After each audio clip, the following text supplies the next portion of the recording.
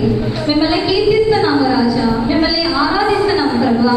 సకల ఆశీర్వచన స్తోత్రములకు మించిన మీ ఘనమైన నామము పరిశుద్ధపరచబడును గాక, స్తోత్రింపబడును గాక, మహిమపరచబడును గాక ప్రభువా.